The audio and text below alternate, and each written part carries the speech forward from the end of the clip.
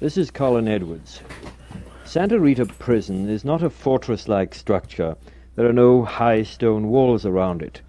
It's more like a prisoner of war camp, the type you have undoubtedly seen in films like The Iron Horse and Stalag 11, or is it Stalag 15? Anyway, there it is, the acres of long, low wooden huts, barrack-style, spread over the landscape for, it seems, a mile alongside a desolate stretch of freeway, and stretching back about a quarter-mile into the countryside. And as you drive by, you see the wooden watchtowers at intervals between the nearest line of huts and the barbed wire fence. I haven't seen anyone manning these towers at the times I've driven by, but they reinforce the prisoner of war camp feeling of the place, and mental pictures of Nazi soldiers with machine guns and searchlights ready to gun down prisoners running for the wire come automatically to one. This is over-dramatizing the atmosphere of the place, of course, but I've gathered that what goes on inside sometimes bears parallels with prisoner of war camps, or perhaps one should say camps for political prisoners in totalitarian states, for prisoners of war do have certain rights guaranteed them under the Geneva Conventions that are not granted to political prisoners. It was to see 3 of the prisoners at Santa Rita, Joan Baez, her mother, and Ira Sanpo, incarcerated there for 45 days for their non-violent sit-in at the Oakland Induction Center late last month, that a very distinguished visitor appeared on Sunday afternoon, January 14th, a day of heavy, low, grey clouds and scatterings of rain. Despite this rain, a large crowd of sympathizers, a couple of hundred I'd say, had assembled about 50 yards down the narrow approach road from the entrance gate to greet Dr. Martin Luther King and demonstrate their support for Miss Baez and her fellow prisoners. After spending over an hour inside, Dr. King spoke to the vigilers outside.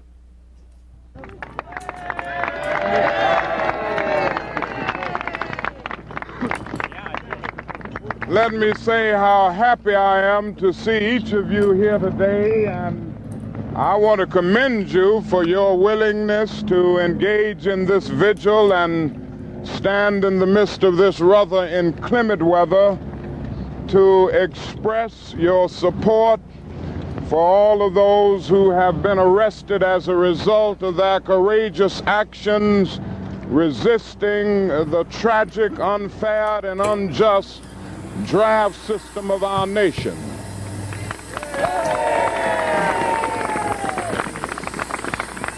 I've just had the opportunity of visiting my very dear friend, Joan Baez, her mother, and our dear friend Ira Sandpearl.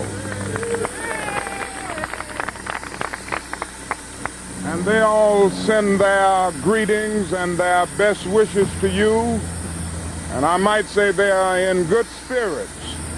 You know, when you go to jail for a righteous cause, you can accept the inconveniences of jail with a kind of inner sense of calm and an inner sense of peace.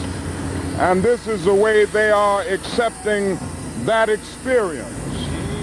They have supported us in a very real way in our struggle for civil rights, our struggle for freedom and human dignity all across the South. And I decided that in a way, or rather as an expression of my appreciation for what they are doing for the peace movement and for what they have done for the civil rights movement, I would take time out of my schedule to come out to see them, to visit them, and let them know that they have our absolute support.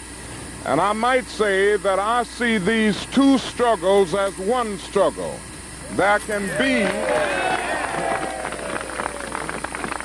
peace. There can be no justice without peace, and there can be no peace without justice. People ask me from time to time, aren't you getting out of your field? Aren't you supposed to be working in civil rights? And they go on to say the 2 issues are not to be mixed. And my only answer is that I have been working too long and too hard now against segregated public accommodations to end up at this stage of my life segregating my moral concern.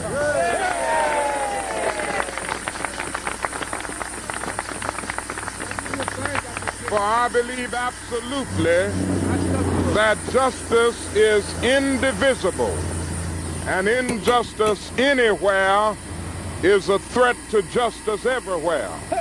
And I want to make it very clear that I'm going to continue with all of my might, with all of my energy, and with all of my action to oppose that abominable, evil, unjust war in Vietnam.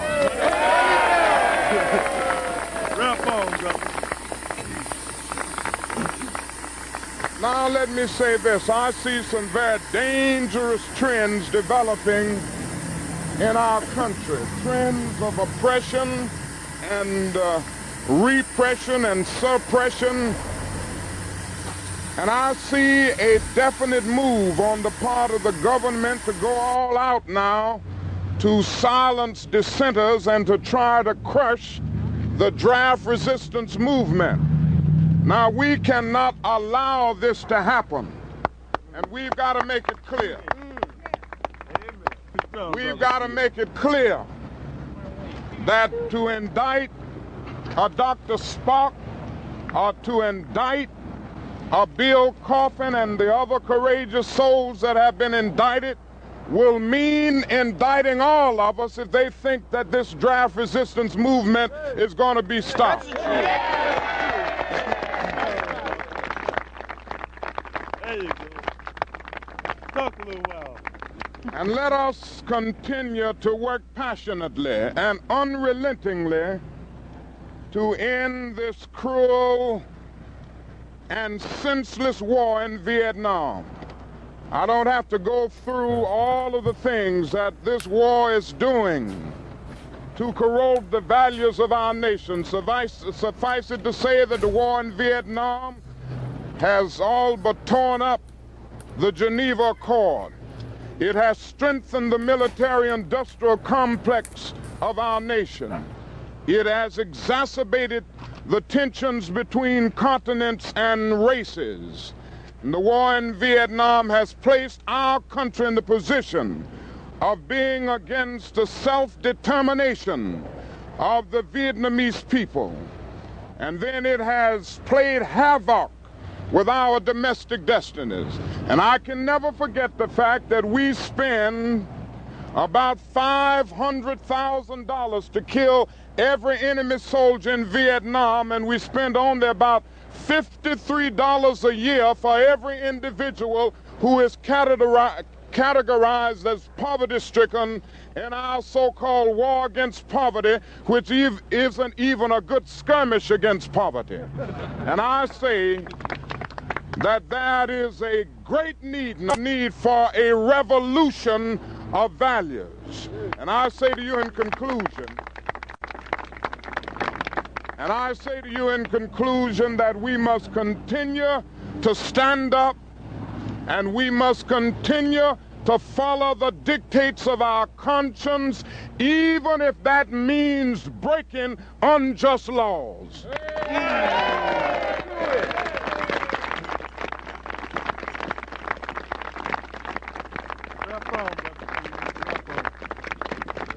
Henry David Thoreau said in his essay on civil disobedience that non-cooperation with evil is as much a moral obligation as is cooperation with good.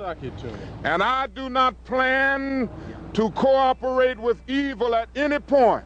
Somebody said to me not too long ago, Dr. King, don't you think you're hurting your leadership by taking a stand against the war in Vietnam? Aren't people who once respected you going to lose respect for you? And aren't you hurting the budget of your organization? And I had to look at that person and say, I'm sorry, sir, you don't know me wrong.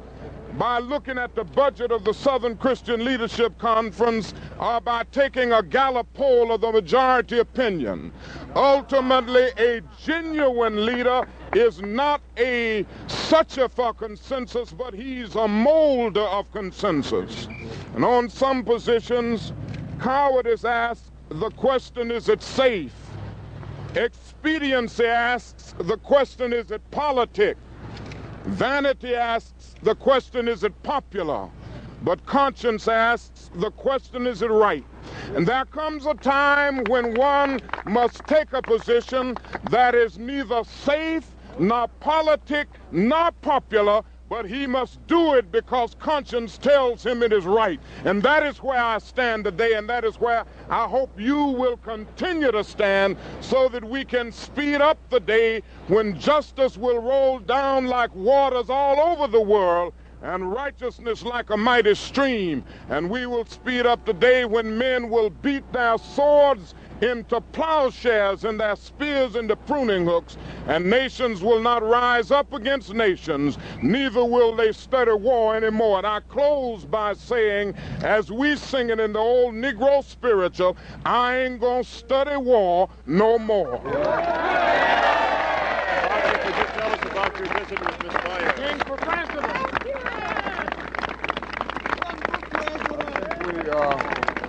Yeah, they want to ask you questions. What do you want to do? I'd like to find out something about his visit with Joe Baez. We had a very... Can you hear? I mean, that goes through in the music?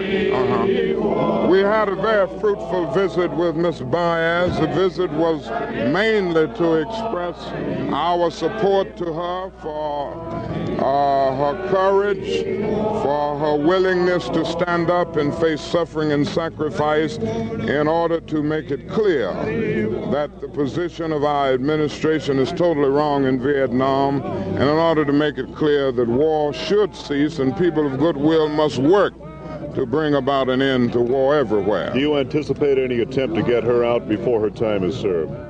No, they don't know about that. They are supposed to be getting out on the 2nd of February, I think they said, and they have no knowledge of any attempt to get her out any earlier than that. Dr. King, could you explain what you're quoted as saying, that you're now for escalated nonviolence? What did you mean by that? Well, I made it very clear that the anger of our ghettos is very extensive, the bitterness is very deep, and in order to give that understandable anger a kind of creative and constructive channel of expression, we've got to escalate nonviolence to the point that we make it much more militant, much more demanding, and much more insistent, even if it takes on the dimensions of civil disobedience. I feel that nonviolence must now be strong enough to be an alternative to riots on the one hand, but also an alternative to timid supplications for justice on the other. Dr. King, will you clarify once and for all the reported statement that you have said that Adam Clayton Powell is the only man who can now save the nation? Well, I tell you, there's so much confusion about what Mr. Powell said concerning my statements to him and my visit with him, that I would rather not make a comment until I've talked with him, because the press has reported certain things attributed to Mr. Powell that I never said to him, and I don't want to get in a public debate with him about what I said to him. I'd rather talk with him about that privately. Well, in your version, what is your version of this conversation? Did you say anything like that to him? I don't know anything about any statement like that made to Mr. Powell. What did you say, sir? Oh, we talked about many things. I was there to get a few days rest and spent a good deal of my time in Bimini talking with Mr. Powell. I didn't go there for that specific purpose, but after getting there and running into him, I did talk with him a good deal. We talked about the movement. We talked about, and I mean the civil rights movement. We talked about his unjust dismissal from Congress, and I do think that was a grave injustice, not only a slap in the face of Mr. Powell, but to Negro people generally. But some of the other things that he stated, at least as I have seen them in the press, are things that I never said, and I don't want to say anything about it until I've talked with him, because it could have been misquoted. Did you invite him to speak in Atlanta? Yes, we did talk about that. When he told me he was coming to California, I mentioned to him that it would be a good thing for him to stop and preach in my pulpit in Atlanta, but we didn't get a chance to get back to that, so that it didn't work out.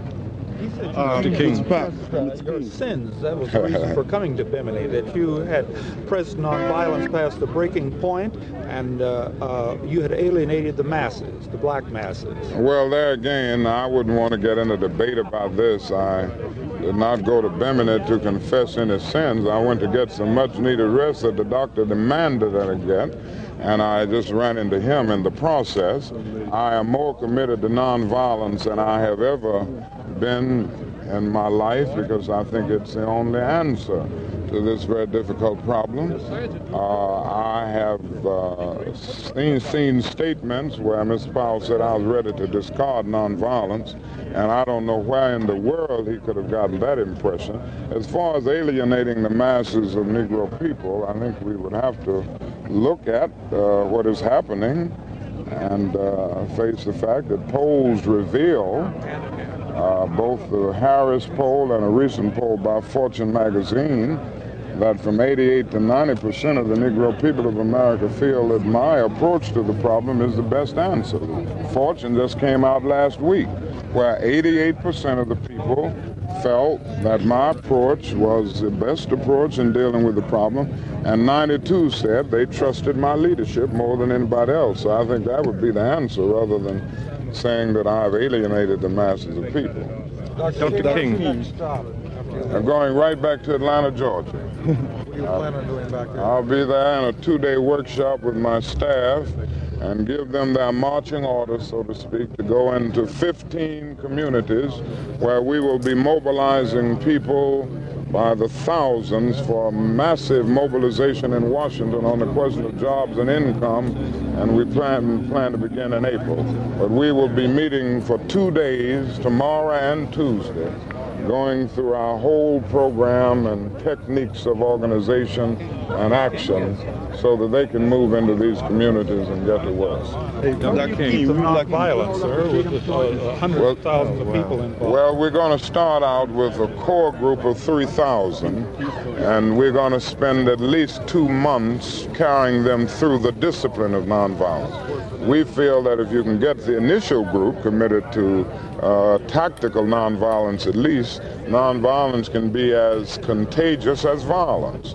The main thing is to get your core group committed, and this is why we're going to spend at least 2 months training them in the discipline of nonviolence. How long will you stay in Washington, D.C., sir? Well, we're going to stay until something is done about these conditions, these intolerable conditions. We're going to have certain specific demands, which we're working on now, and we're going to stay in Washington until we get an answer that we consider a meaningful, good faith, forthright answer to deal with these problems. Do you think there will be violence in Chicago this summer during the Democratic convention there? I can't say. There are groups speaking of having demonstrations around the convention, which I think is a good idea, but I haven't had a chance to meet with any of the groups so far, and I would hope that the demonstrations will be large, numerically strong in order to be effective, but I would also hope that they would be nonviolent in character. Do you intend to make a statement about Mr. Harris of Stanford, who intends to refuse to be inducted in the draft Wednesday, Dr. King? I'm not aware of that. I would have to look into that. Is he a student or a faculty? He was a student by the president of Stanford, and he resigned to organize a group that I was telling you about, the resistance. I see. Cooperative Selective Service. Well, certainly I always support this kind of act of conscience. I have strongly endorsed, I have strongly encouraged young men who come to me for advice to refuse to be drafted and be conscientious objectors if they feel that this war is unjust, as I happen to feel. What was the reaction of the people inside the prison about that? You mean Ms. Byers? Or? Did you talk to Ms. Byers? Yes, I talked to both Ms. Byers and Mrs. Byers' mother. and to Joan, Ira Sanford. And as I said, their spirits are very high. They feel that they are where they David Harris is joining Dr. King here now. David. do not feel that they are doing anything wrong, and consequently they feel that the jail experience is just an expression of their witness. They made that very clear. We're going to do that. Against the war. Will they join you in Washington? Well, I'm sure they will. They've already been in some discussions with us on it, and I'm sure we'll have their support both morally and physically in Washington. Mr. King, I'm sorry, we have a Harris. meeting in... Just a minute, Yeah. David Harris. Oh, this is Mr. Harris. So glad to meet you. Oh, Yes. you could make fine. it Wednesday morning if you're still out here. Oh, I'm so sorry. We've got to leave shortly for Atlanta. I have a 2-day meeting there. But you know I'll be with you in my moral support and my concern. And I appreciate your courage. All right, give my love to everyone in Atlanta.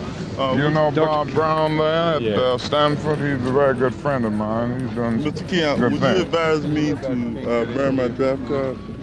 I feel that if you... What do you feel about the war in Vietnam, the war in It's general? unjust. Well, I feel that you should definitely, if you feel that it's unjust, that you should definitely refuse to serve. And I think that's Dr. King, just before you leave, only following would the you like to hold an dictates of old your friend? country. Oh, yes, uh-huh. Could you hold it Yeah. up?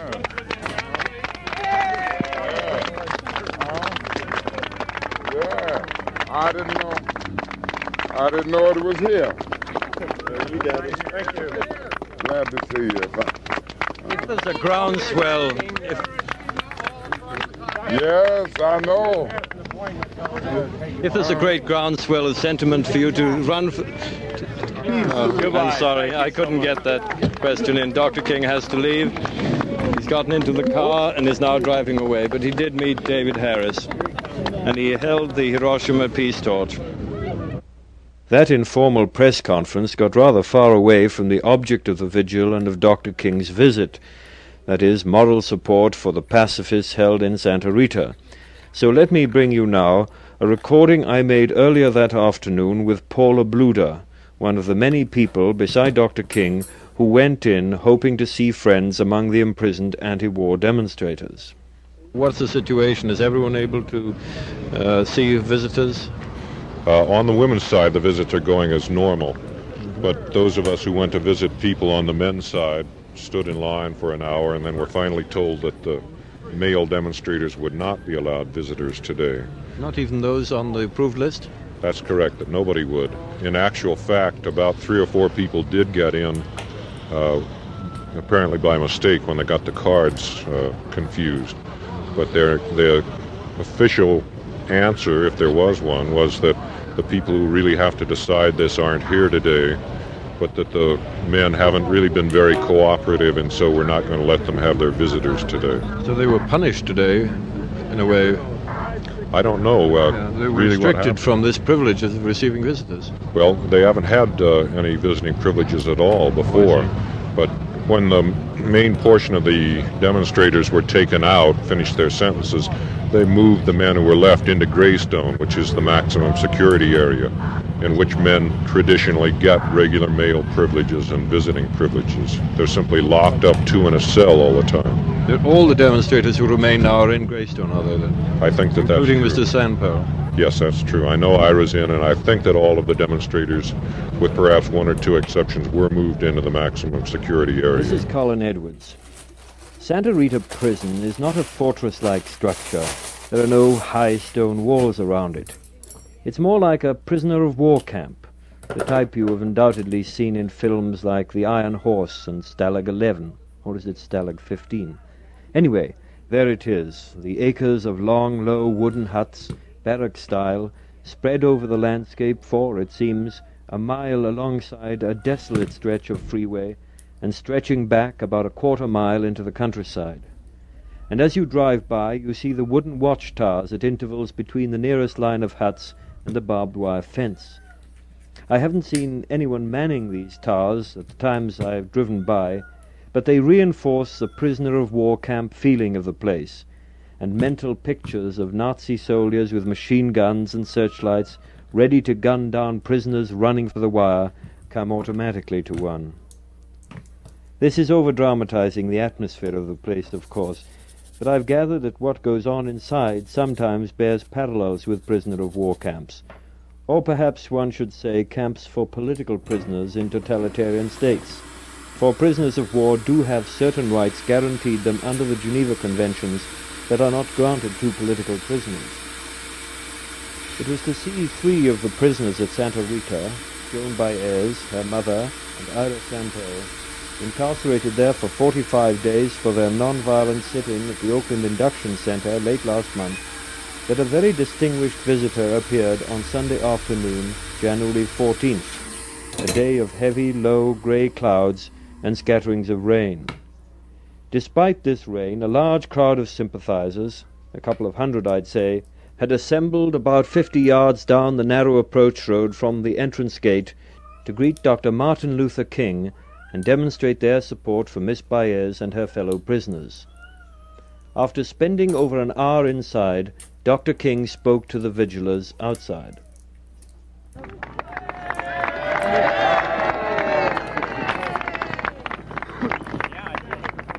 Let me say how happy I am to see each of you here today, and I want to commend you for your willingness to engage in this vigil and stand in the midst of this rather inclement weather to express your support for all of those who have been arrested as a result of their courageous actions resisting the tragic, unfair, and unjust draft system of our nation.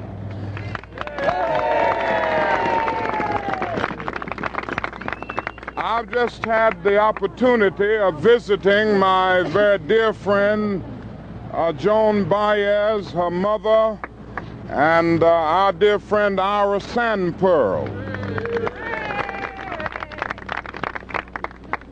And they all send their greetings and their best wishes to you. And I might say they are in good spirits.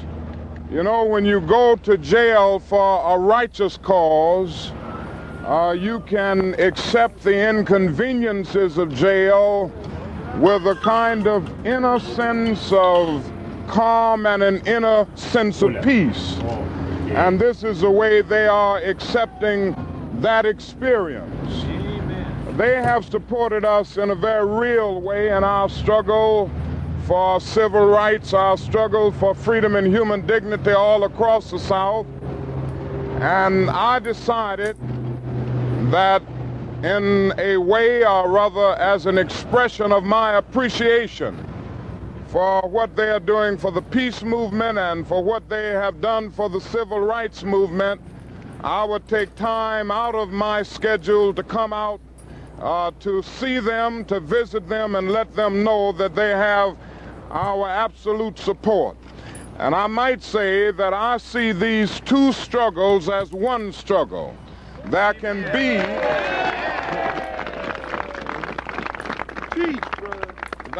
be no justice without peace, and there can be no peace without justice. People ask me from time to time, aren't you getting out of your field? Aren't you supposed to be working in civil rights? And they go on to say the two issues are not to be mixed. And my only answer is that I have been working too long and too hard now against segregated public accommodations to end up at this stage of my life segregating my moral concern.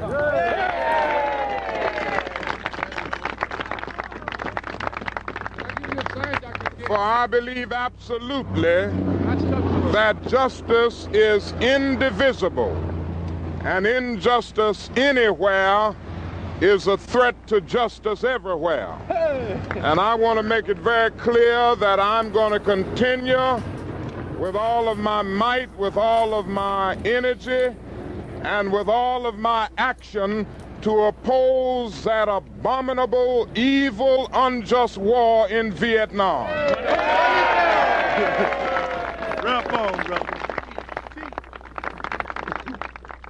Now let me say this. I see some very dangerous trends developing in our country. Trends of oppression and repression and suppression.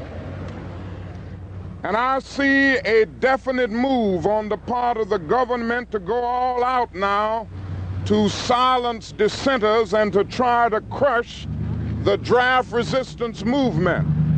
Now, we cannot allow this to happen, and we've got to make it clear.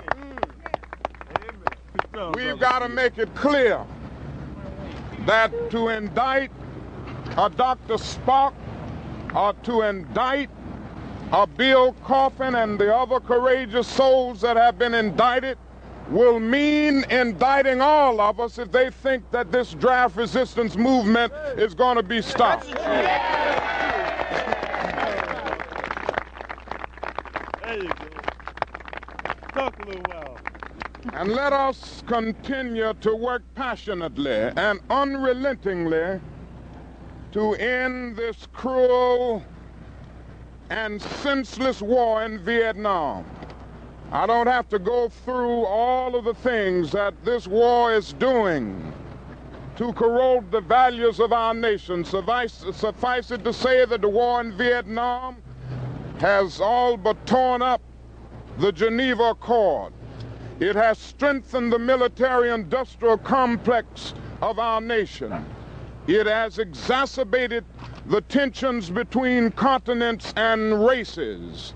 And the war in Vietnam has placed our country in the position of being against the self-determination of the Vietnamese people.